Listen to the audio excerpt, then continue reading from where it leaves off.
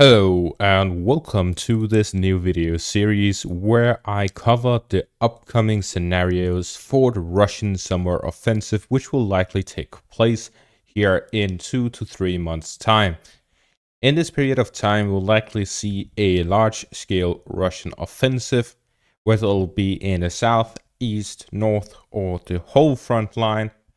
I'll cover each scenario. In this one, we'll be covering the southern scenario, calling it Operation Poseidon's Fist. In this scenario, the Russian objective would be to capture 3 different parts of Ukraine.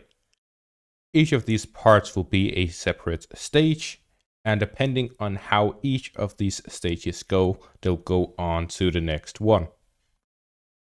To start this operations, the Russians need to capture 2 villages by the front line before they can launch this operation.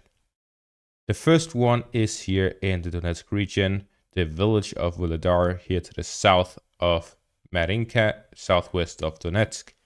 This village would be essential for this operation. The second village is the village of Krasnohorivka, here to the west of Donetsk.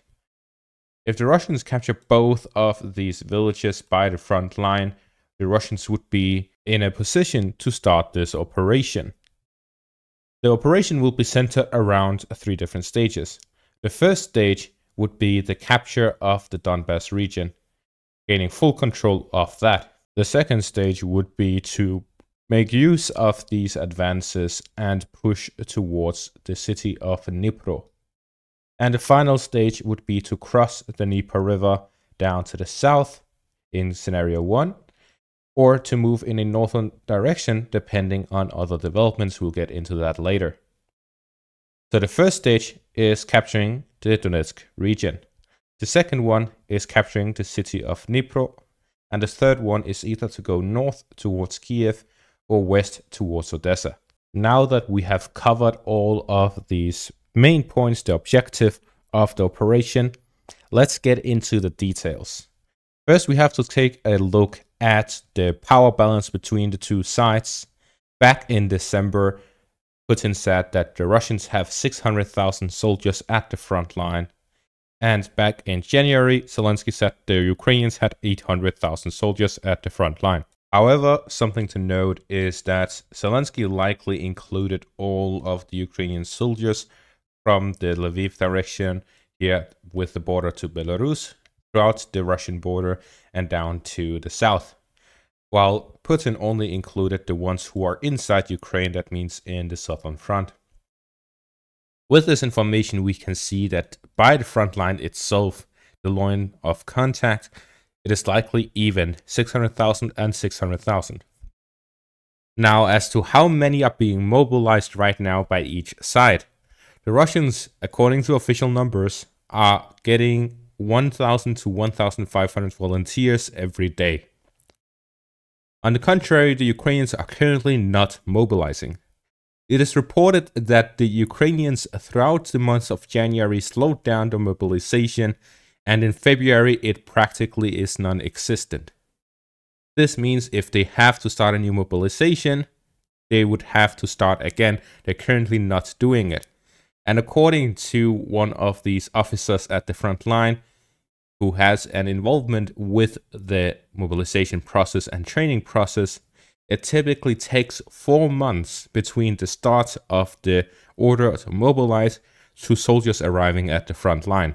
This means we can take out or disregard additional troops for the Ukrainian side from March and until the summer. No additional troops will arrive at the front line for the Ukrainians. As for the Russians, it is reported that it takes about 2 months between someone getting or applying for the Russian military to their arriving at the front line. With 1,000 to 1,500, let's take an average of just 1,000 to make it easier to calculate. 1,000 soldiers a day from December, which was when Putin said 600,000 troops at the front line, until May. That is almost 6 months. If we say that it starts in June, it is exactly 6 months. That would be about 180,000 additional troops. Now, the losses reported by each side when it comes to estimates, confirmed losses, etc., we can put the average of incapacitated troops at the front line on each side to be between 10 to 15,000 soldiers every month. This means that the Ukrainians will decrease at a rate of 10 to 15,000 troops every month, while the Russians will increase at a rate of 15 to 20,000 soldiers every month. Putting that at an average of 15,000 losses and 15,000 gains every month, that would put it at the Russians gaining 15,000 soldiers every month and the Ukrainians losing 15,000 soldiers every month. Which puts it at a rate at which in summer, June 2024, the Ukrainians would have lost 90,000 soldiers and the Russians would have gained 90,000 soldiers. This would put the Russians at 700,000 soldiers at the front line and the Ukrainians at 500,000 soldiers at the front line. This difference in 200,000 soldiers between each side would allow the Russians to gain a significant local advantage. Let's say that the Russians put 100,000 soldiers here in the Zaporizhia front. We can see that there are significant fortifications. So even if the Ukrainians concentrate a significant amount of soldiers, the Russians would be able to hold their lines. While in the Donetsk region, if the Russians concentrate 500,000 soldiers, they would still be able to concentrate 100,000 in the northern parts, and yet again they have fortifications to protect their soldiers in. So they could have a significant concentration of troops in one specific part of the front line and concentrate all of that there. This would give a significant local advantage, because if the Ukrainians decide to concentrate a lot of forces in the south, the Russians could redirect their own forces to the center and concentrate them there, which would significantly outnumber the Ukrainians in the Donetsk region. If the Ukrainians concentrate in the Donetsk region, the Russians could concentrate elsewhere. Of course, the Ukrainians also have a significant amount of fortifications, so even if the Russians significantly outnumber them, they would still have a fighting chance. Now this brings us to the next topic, which is the fortifications. According to my information, the Ukrainians have been slacking off in all fortifications that isn't the Donbas region, and even in the Donbas region, multiple lines of defense are not prepared well enough. Especially here in the Avdiivka direction, we see the evidence of that with the Ukrainian counterattacks. Logically, it makes no sense for the Ukrainians to hold on to and counterattack these positions when there's hardly any fortifications.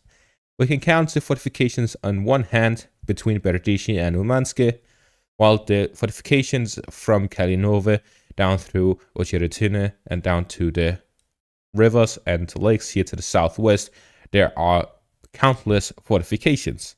So it makes no sense for them to be fighting over something and counterattacking over something that has no strategic value, while instead preparing and fortifications here in the back.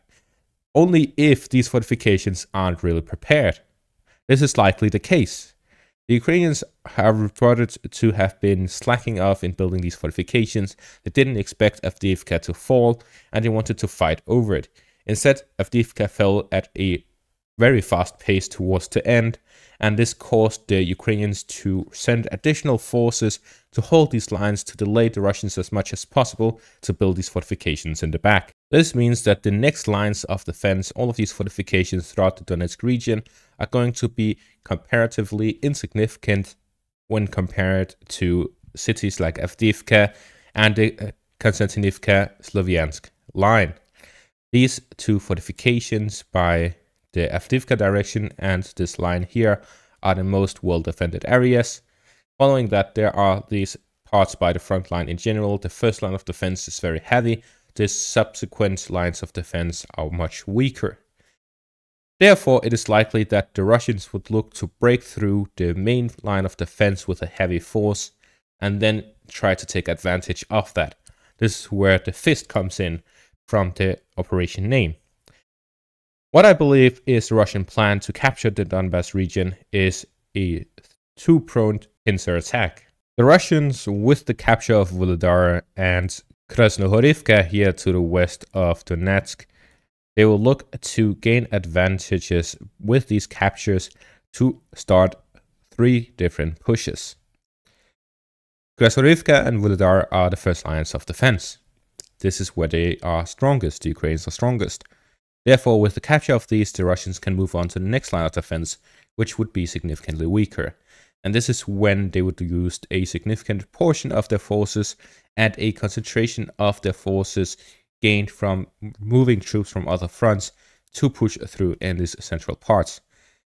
Now, by Vuhledar, there will be no significant push, but instead here to the south of Krasnohorivka. Capturing Vuhledar is significant because it would allow the Russians to secure the southern flank and prevent Ukrainian counterattacks. Now, the main push would be here after the capture of Krasnohorivka in a western direction, from Marinka and westwards towards Constantinople, here to the south of Pokrovsk. At the same time, with the capture of Avdiivka, the Russians have gone through the necessary requirements to push here to the west of Donetsk, directly towards Pokrovsk. This means that they can attack Pokrovsk from 2 directions. Now, an additional village that is important for the Russians to capture is Ocheretine. With that, they would be able to attack Pokrovsk from 3 directions. Ocheretine is an outpost and highland base by the Ukrainians that is well fortified, and a concentration of artillery of the Ukrainians is there. If the Russians attack Pokrovsk from 3 directions, from the north, west, and south of Donetsk, they will likely be able to capture it with a large enough force.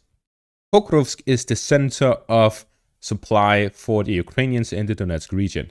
If the Russians capture it, the majority of supplies is completely cut off. The main reason for that is the majority of the supplies go through Dnipro and Zaporizhia, and it connects to the Pokrovsk. The second supply line is through Kharkiv, down south through Berinkove, and through to Sloviansk, here in the northern parts of the Donetsk region. This brings us to the second part of the Battle of Donetsk, which would be a northern push by the Russians towards capturing Liman. If the Russians capture Liman, they would have a border up to Sloviansk from the north, which would allow them to hit with artillery directly the supply line of the Ukrainians. It would leave the Donetsk region entirely operationally encircled. Now, with the capture of Pokrovsk and Liman, the Russians would then launch a final assault which would look to capture the Sloviansk-Konstantinivka line, and that would be with the front line in the north to Liman, pushing through from Bakhmut to Konstantinivka, and from the south to Konstantinivka. With the supplies cut off by Pokrovsk, the Russians would have an ability and opportunity to launch attacks towards the Konstantinivka-Sloviansk line from 3 directions. Both from the west of Donetsk towards the northern parts, from the north towards Sloviansk, and from the east and south towards Konstantinivka, attacking it from all directions. This scenario would require 2 things. That is, the first one, in the next coming 3 months, from March to June, the Russians would look to capture the villages of Vuhledar and Krasnohorivka, adding on top of that Ocheretine, launching an offensive towards Pokrovsk with a significant concentrated force from Donetsk, with that as a main supply hub, and then in the northern parts moving down south to capture Liman, and finally a push from the east by Bakhmut through Chasiv Yar and to Konstantinivka, which means that the Russians will likely look to capture Chasiv Yar as well. This would mean that they would completely bypass Siversk, they would bypass New Yorsk and Turetsk, and they will bypass the majority of the Ukrainian fortifications by going straight to the supply lines and then facing off against Ukrainians' biggest defense from all directions, completely encircling it physically from the rest of Ukraine. This would cut off and capture the majority of the Ukrainian fortifications, and from there we see that the front line by Zaporizhia between the southern parts, which the Russians have a hold of, which is a massive wall, and the Dnieper River to the west, this would create 2 barriers of the Russians towards the Ukrainians. The Ukrainians would have a difficult time passing through the Dnieper River. Considering it's a river, you have to pass through the bridges, especially if these bridges are blown. And then from the southern parts, the Russian defensive lines creates another barrier. With the Russians, if they manage to gain control of the Donetsk region, they would logically be moving in a western direction through Pavlograd and through Pokrovsk, and 2 Zaporizhzhia and Dnipro from the east. This is completely open fields. There's no Ukrainian fortifications built there ahead of time. It is purely a completely open area for the Russians to push through and to reach the Dnieper River. And this is the second stage. If the first stage goes well, as I said earlier on, depending on how each stage goes, the next stage may or may not be enacted. But the second stage would be that the Russians successfully captured the Donetsk region and they have enough forces in reserve, which means that they can now take advantage of that operation and now push towards the Dnieper River, towards Dnipro and Zaporizhzhia, where the fighting will take place over these 2 cities, and you look to cut off all of the Ukrainian forces in the south by pushing in a western direction. Now, the Ukrainians can react in 2 ways to such an operation. The first one would be to withdraw across the Dnieper River or in a northern direction.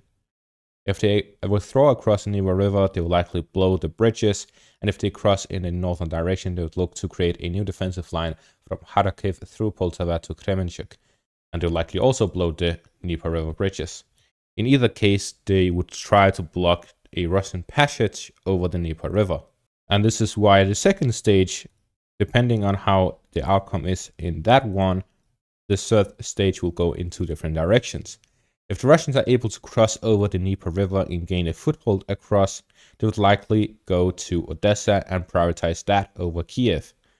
If they are unable to pass over the Dnieper River, they will likely go northern direction and push through to capture the eastern parts of the Dnieper River and the entirety eastern parts of Ukraine, and then negotiate some of that land for the south if the Ukrainians are willing to go for peace at that point. Either case, the Russians will be looking to capture the Donetsk region, which will allow them to gain a significant opportunity to push towards the Dnieper River here in the south. And based on those 2 phases, we may see an attack towards Odessa or an attack towards Kiev. And that is the southern operation, that is the southern scenario in this upcoming series, where I also covered the eastern, northern, and full front operations by the Russians in this upcoming summer, where everyone expects them to launch a massive offensive. The main reason that these expectations have arrived is because the biggest issues the Russians had with coordination between such a large army. They had difficulties communicating with each other without being jammed or intercepted. Now that they are also able to use the Starlink system, they're able to coordinate much better over large areas, and with a large enough army that they currently have, gaining a significant advantage in manpower, the Russians would look to practically, with a strong enough force, well-coordinated offensive, capture massive lands in the southern parts of Ukraine, or eastern parts, or northern parts, or throughout the whole front line. We will see in the upcoming videos, and time will tell which one, or if any, of the operations will take place. And that is going to be all for this one. Thank you all for watching, and have a great day.